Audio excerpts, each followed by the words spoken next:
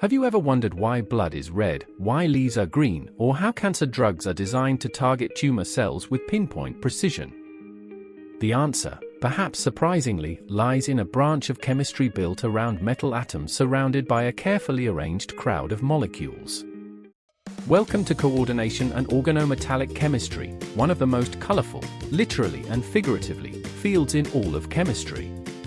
Today we're going to break it down: what coordination compounds are, what ligands do, how organometallic chemistry takes things a step further, and where all of this shows up in the real world. Let's get into it.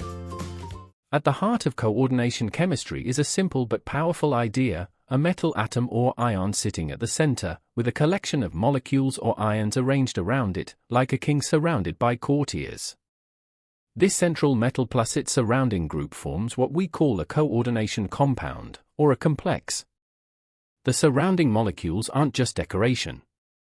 They're bonded to the metal, and that changes everything about how the metal behaves: its color, its reactivity, its magnetic properties, and its biological activity. Let's meet a classic example. Take CuHO squared, a copper 2e ion surrounded by 6 water molecules. This is the species responsible for the striking blue color of copper sulfate solution. Without those water molecules coordinated around it, anhydrous copper sulfate is actually white. So the ligands, those surrounding molecules, are directly responsible for the properties we observe. Now, how do we describe these compounds formally? A few key terms. The central metal atom or ion is usually a transition metal, think iron, cobalt, platinum, or rhodium. The coordination number is simply how many donor atoms are bonded directly to the metal. 6 is common, but 4 and 2 also appear frequently. The coordination sphere is the entire metal plus ligands unit, usually written inside square brackets in a formula. This framework, developed in large part by Alfred Werner in the late 1800s, earned him the Nobel Prize in Chemistry in 1913, and it remains the foundation of the field today. Now let's talk about the stars of the show: ligands. A ligand is any atom, ion, or molecule that bonds to a central metal by donating a pair of electrons. In other words, ligands are Lewis bases, and the metal is the Lewis acid. The atom in the ligand that actually forms the bond with the metal is called the donor atom. Common donor atoms include nitrogen, oxygen, sulfur, phosphorus, and the halogens. Ligands come in several flavors based on how many donor atoms they use. Monodentate ligands bind through just one donor atom. Water, ammonia, chloride, these are classic monodentate ligands. Simple, but everywhere. Bidentate ligands have 2 donor atoms that can bind the metal simultaneously. Ethylene diamine, often abbreviated EN, is a great example.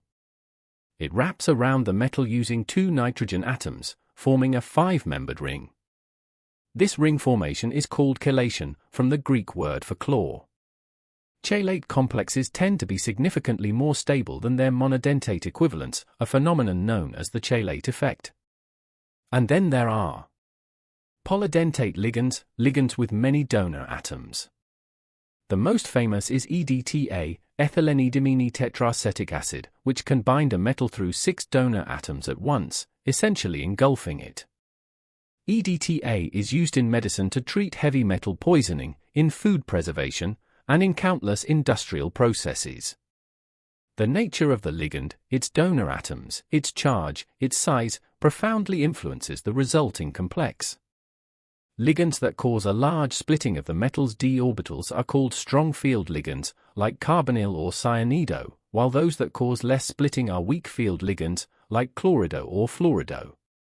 This splitting is what gives complexes their color, but that's a topic for a deeper dive into crystal field theory. So far, we've been talking about coordination chemistry, metal centers bonded to ligands via donor atoms like nitrogen and oxygen. Organometallic chemistry takes things in a fascinating direction. Here, the metal is bonded directly to a carbon atom. Metal-carbon bonds. That's the defining feature. Now, you might think, carbon bonded to a metal, So what? But this direct bond changes the reactivity profile of the metal dramatically, and it opens up an entirely different toolkit for chemistry.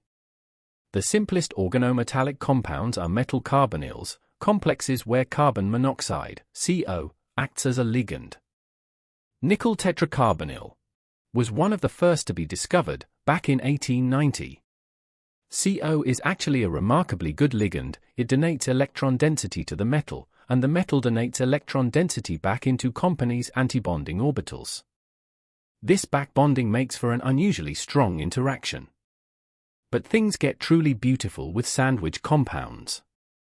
In 1951, chemists discovered ferrocene, an iron atom nestled between two cyclopentadienyl rings, like a filling between two slices of bread.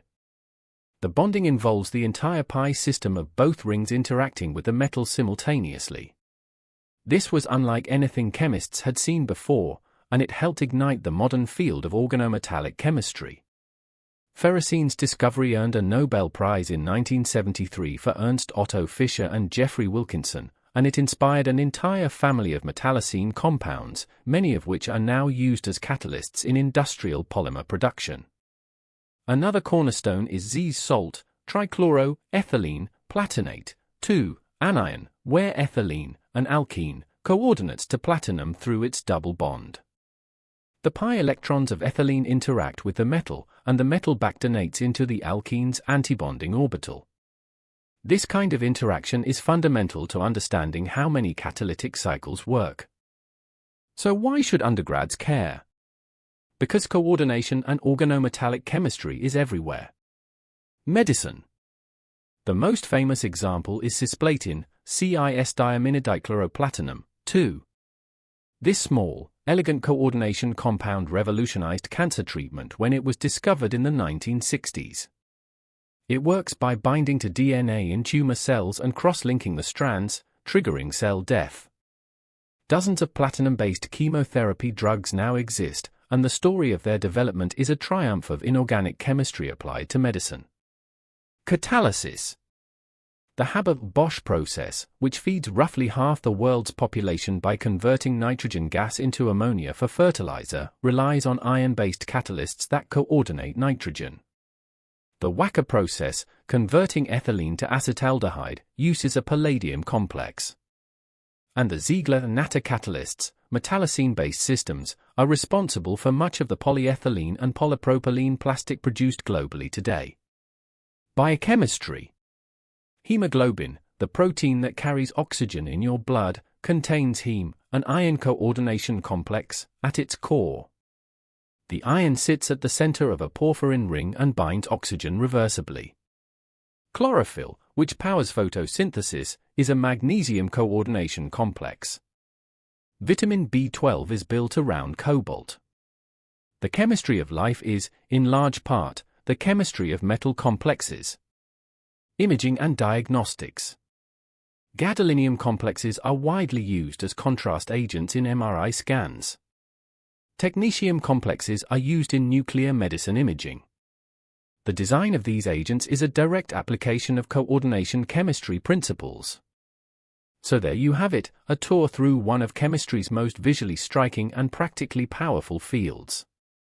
Coordination chemistry gives us the framework, metal centers, surrounded by ligands, with properties we can tune by changing who's in the coordination sphere. Organometallic chemistry pushes further, forging direct metal-carbon bonds and unlocking reactivity that drives some of the most important industrial and pharmaceutical processes on the planet.